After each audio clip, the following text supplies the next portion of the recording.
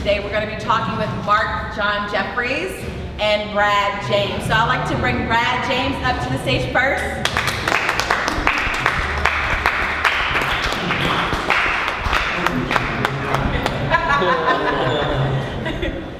So let me tell you guys a little bit about Brad James if you guys, for some reason, may be unfamiliar.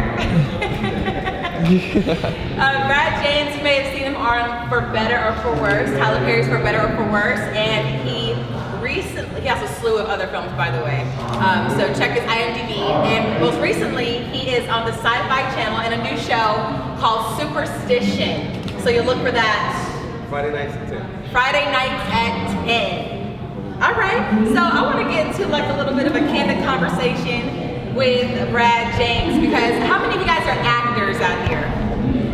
Okay, how many people do we have behind the scenes?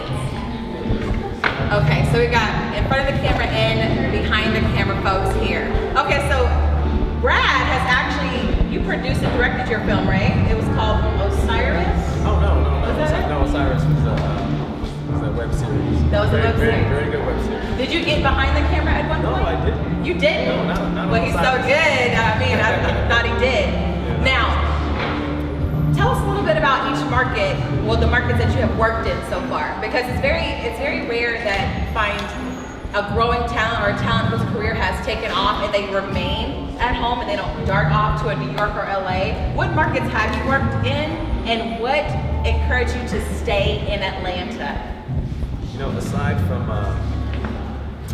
the overseas markets, I haven't done a lot of that as far as yet. A good friend of mine that I've worked with on For Better or Worse for all those years is Michael Jai White. Okay. He's got a huge international audience and following because of his sci-fi and martial arts background. All those action movies will take you overseas. So as far as the U.S. markets, I've worked in pretty much all of them, everything that you can film here. The reason I decided to stay in Atlanta is because for me, it was big tangible. In other words, things that you do here that go big, go all over the world, you know, because shows and films that we shoot here are seen worldwide.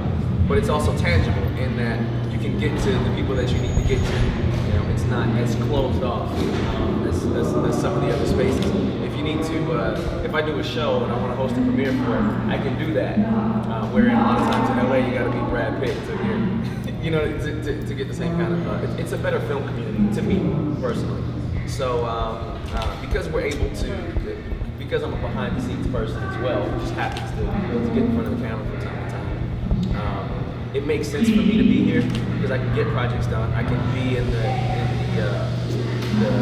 grassroots of it all. Find really good, talented people and put them on a main stage. Gotcha. So, you know, as a filmmaker, Atlanta's kind of a dream. And what I decided probably 10 years ago, when everybody was starting to look some work in Atlanta, you know, you get a job and you decide, hey, you need to stop. You say, well, I can't hear you. You got to talk up. I can't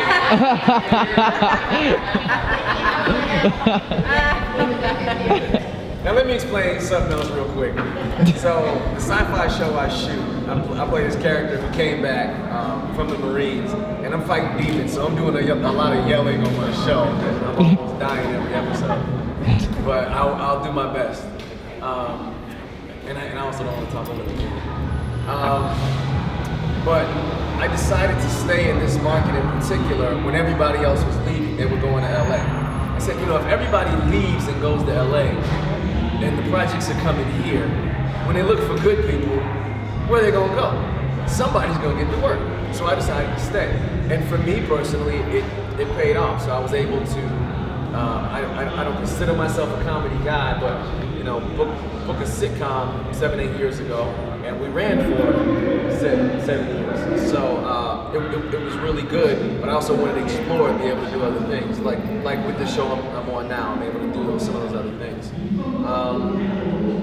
What I realized probably before a lot of people was that our profession was going digital, and that it's not necessarily where you are, it's where you can go. So a lot of the films and shows that I'm guest starring on in LA, or you know, films I've done in Louisiana. You know, I did one in Wilmington, North Carolina called The Choice, a Nicholas Sparks film. He did The Notebook, for all you guys that know about that.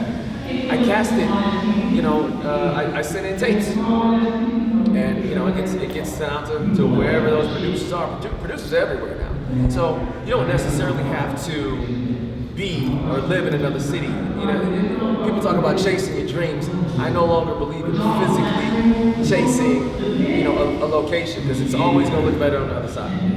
I talk to my actor friends in LA a lot, and one thing they tell me is out there a lot of times they can feel like professional auditioners. They're out there auditioning. I'm auditioning for this and I'm auditioning for that. There's very few bookings, So another thing that helped me is I auditioned for a film. God, I can't remember the original name of it. It ended up being called Ender's Game. You guys remember that film? It's about a little boy in outer space. It was between me and another guy for the role. And they were either gonna go with a really huge guy or a not so huge guy. And they went with the really huge guy.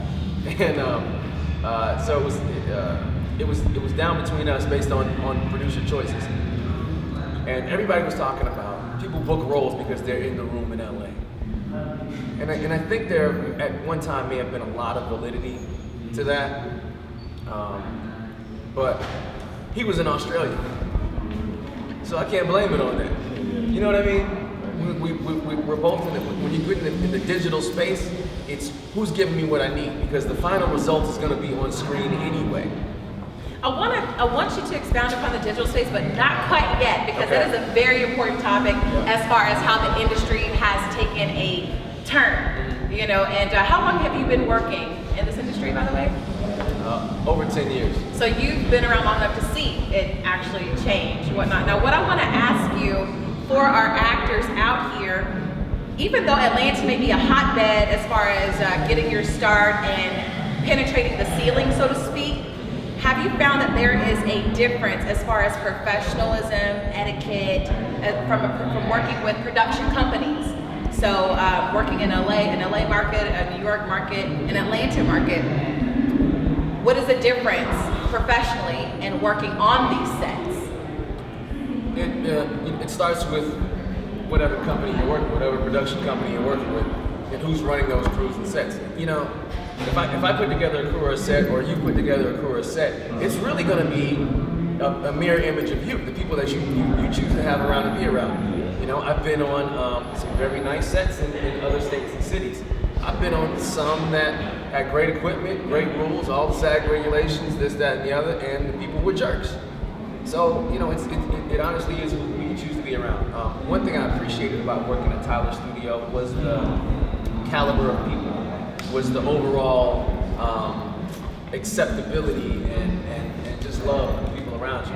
And the whole crew's like that, the cast are like that on the different shows, and it really starts with the people who are kind of running the show. Of course we see Tyler, who's directing all of our episodes, but there's also, Ozzy and Willa Rue and Marquis Swick, and these guys have, a certain rapport and camaraderie that spreads all the way down. So whenever you guys are putting together your projects, think about the way that you carry yourself, because the people that work for you are looking at that as well. Absolutely. Okay, now revisiting the social media or the digital age, so to speak. So you actually feel like it's moving us in a more progressive direction to actually have this digital influence in our careers. Like some actors may say, you don't have to have talent anymore. All I have to do is have a social media following. And then some actors or some entertainers may feel like it's a more friendly way to introduce themselves to the industry. What is your perspective on that? See, I'm gonna get in a little bit of trouble during this conversation.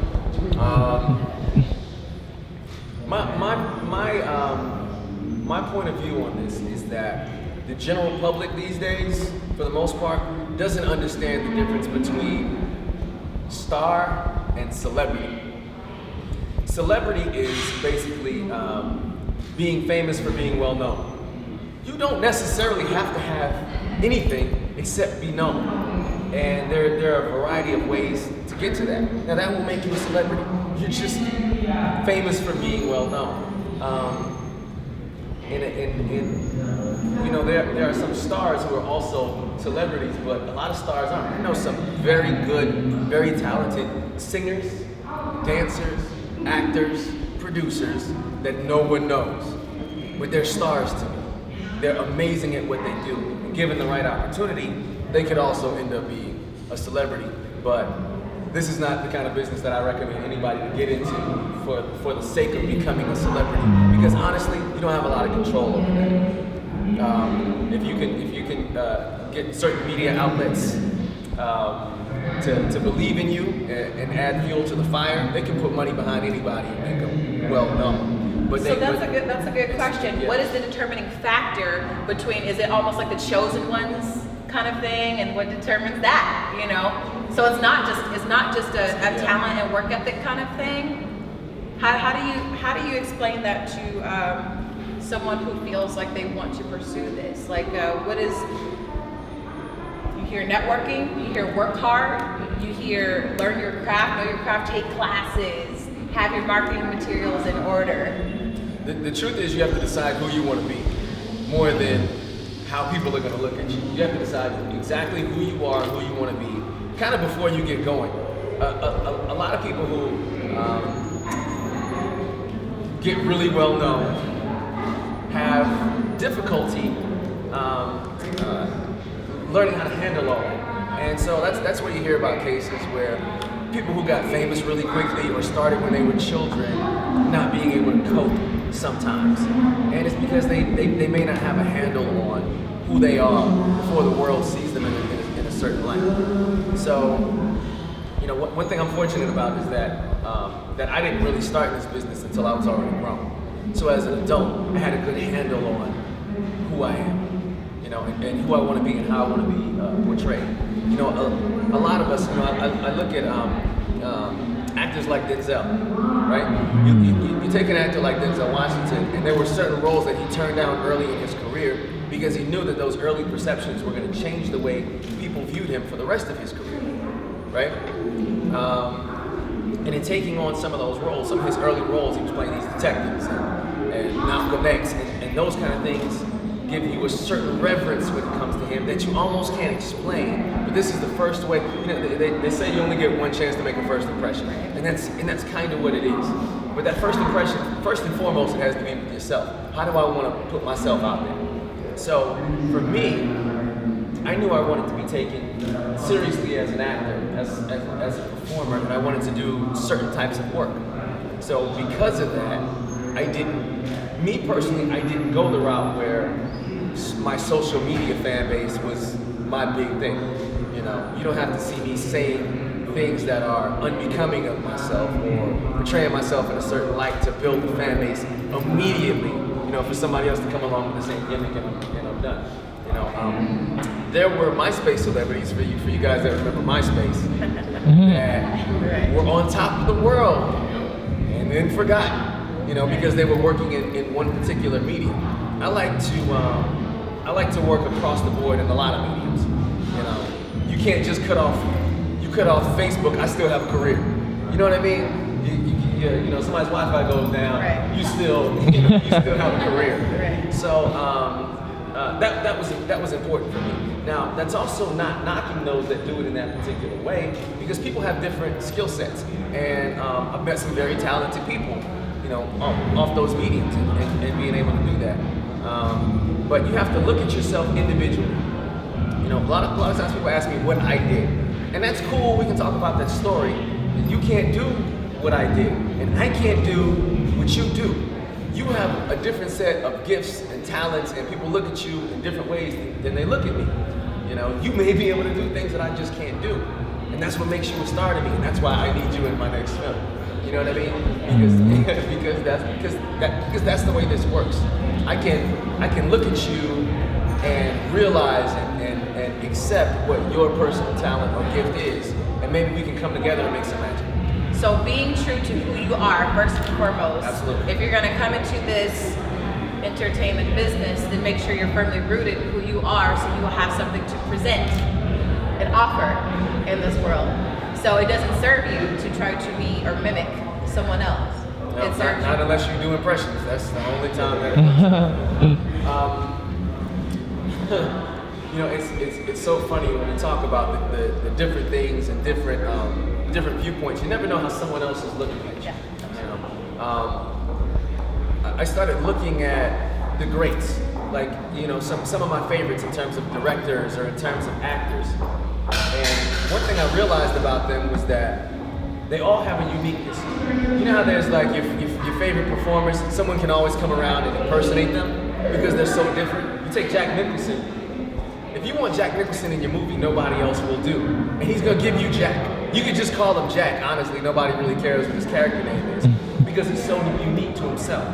So, I think a lot of times people miss out on that. They want to disappear so much into the role. And that's good when you're doing a biopic. But outside of that, if you're an entertainer, if you're a star, you gotta let people see you a little bit. So embrace the things that are unique about you. You touching on really being in tune with yourself, especially when pursuing something that you can so easily become lost in because you want to, I guess, fit the needs or satisfy everyone else in order to get that job, right? It actually makes me wonder about personal life and the parallel against success. Most people feel like, in our world, they're like, I gotta get it, I gotta get out, I don't have time, I'm busy. In your experience, have you been able to maintain your personal life as you continue to accumulate success?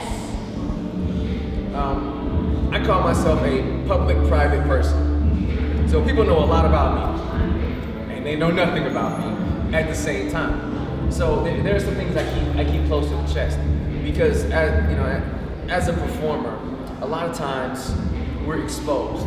You have to expose yourself in a variety of emotion. And even when I do, for those times, like I have, some intimate scenes coming up on my show.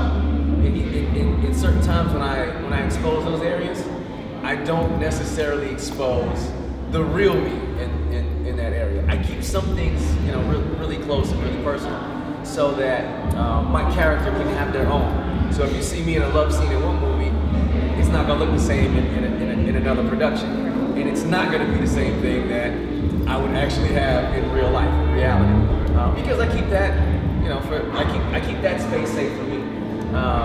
There's certain things about family that you're not going to see because I just choose to. It's not that I'm embarrassed of my family. It's just that I choose to keep that in my personal field of focus. Because when you give the world everything, what do you have left? I think a lot of times, especially we're going back to people who are what you would call an overnight success or experience success really young. It can be not all of them, but it can be very difficult to maintain those parameters because you're so used to everyone having always been inside your business. When you give it out to the world and they don't appreciate you in the same way, and you're looking for that or you need that, your world can kind of come tumbling down. If you've seen people have very public meltdowns when they're not quite as famous as they used to be or don't have quite the same success as they used to, that can be some of the cause of that. I've given you guys everything, and now you like someone else more than me. And I'd advise that for no one. I believe that's a very unhealthy standpoint. And that as much as we love this business, we have to realize that it is a business. Yeah. It is show business, not show personal. Right. And it's just like when you go to anyone else's job throughout your lifetime, when you work for someone else. There's certain things that you bring to the job and certain things that you don't. With us, it is a little bit of an illusion that not necessarily on purpose, but that people really know you. I have people coming to me all the time. Hey, where you been? I'm like, where do you know me from? We used to, we had conversations. I've never been in this state before in my life. But they really believe that they're close to you, and that bodes us well. It does well for our careers, but at the same time, it's a reality check in that people really feel like they're getting close to you. So you kind of have to be responsible for what you put out there. Absolutely. I agree with that. Having a balance and sense of self lends itself to sustainability in this world as well. Going back to where you got your career start. Some people began as child actors, some people began a little later, and you have some people who are still trying to decide if they want to make that leap of faith. Faith. How can you speak to that, being someone that began his career 15 years ago as an adult, and which means you were very intentional about this journey, and I'm not sure how fresh you were, but that means there was a learning curve there as well as an adult. Maybe an adult coming from a secure job, a secure paycheck, and then jumping to a very unsecure, Yes, I did. a very unsecure paycheck and just a very unpredictable career. What can you speak to that a little bit? What's the first part of your question? Well, how about this? What did it take to make that leap from that place of security to the world of the unknown as an adult? The first step in going after what you want, like you said, what were the beginnings, is the decision. That is step one. It's not the job that you got or what you auditioned for that got you whatever. It's really your choice. When you buckle down and say, this is what I want to do, if it's being an actor or being a writer or being a director or being a producer, once you decide and you believe that decision with all the cells that are in your body, you've done it. One thing I stay away from is the term aspiring actor. I always when I started out and started to book a few roles, they would say, "Oh, aspiring actors." Oh, wait a minute. I used to work at Red Lobster when I was in high school. My senior year in high school. And when I was waiting tables, I wasn't an aspiring waiter. Not even on the first day of the job. You're right. Not on the first day of the job. Now, I got better over time, but the only time I was an aspiring waiter was when I was like, I should go and put an application in. But as soon as I decided to do it and stepped out on that floor, knowledge. I was a waiter. When I was a stripper, I was never a stripper. Wait. But an adult performer, that first night that she steps out there, she is not an aspiring stripper. The first time that you step into into the operating room as a surgeon, you're not like, hey, I only operate on 5 or 6 people, so I'm still, just don't die on me. You know what I mean? It's like, you're not aspiring. You either decide to do it, or you decide that you're not ready to do it yet. So that's step one. And don't base your success on other people's perception of where you've gotten in your career. Mm-hmm. And that can be easier said than done. Because at some point, I was saying, I can't wait till I get such and such a poster, or such and such a kind of show, or such and such a certain type of role. At some point, you have to decide that this is the journey, and this is what I appreciate. I appreciate the journey. Because our life, honestly, isn't about, my biggest role is ahead of me. But I'm not dissatisfied with my life right now. I'm enjoying the journey every step of the way. I did the same thing when I was in sitcom versus action sci-fi. Personally, I enjoy action sci-fi more, but I enjoyed that journey every step of the way. I met amazing people. I was doing amazing things, and when it comes down to it, people talk about living between the dash. You guys know what that is? Living between the dash is when you are put in the ground and you have a tombstone up there and it has your birth date and your death date. Nobody's gonna be talking about just your death date. It doesn't all end up in the end. It's that dash in between that your life is. And people skip over that. You gotta enjoy this journey right here, showing up to the film festival and networking and meeting new people and explaining your story. This is part of it. This is what it is. And I enjoy all of it. It's not just when everybody's taking your picture and you got a new premiere coming out. You still got to go back home. At the end of the day, I enjoy. I wrote a film recently that is up at my management. I'm with Management 360, and they're head over heels about the film. And I said, wait a minute, let me do this show first and shoot a teaser. So I shot a teaser for it, but no. The teaser is not supposed to be public. That's private for us to go after producers. I'm enjoying that part of the journey that no one knows about. So I get to enjoy my life day in and day out, and I hope you guys are too, because that's what's really important. That's what's going to keep you going. Not, hopefully in 5 years, because you may never make that move. Absolutely. Now, and that's the bottom line. Yes. Now, when you talk about, it just dawned on me, because I think this would be very important for talent to know as far as business development, because that seems to be a recurring problem. So we go to all these classes, we get our headshots, but then we don't realize that, contracts are important. Just knowing the business side of things. So people who are not represented in this very malleable market, right? Do you think it's safe for talent to talk business, or should they seek some kind of proxy? Do you feel? Like if they don't have representation, should they seek a proxy?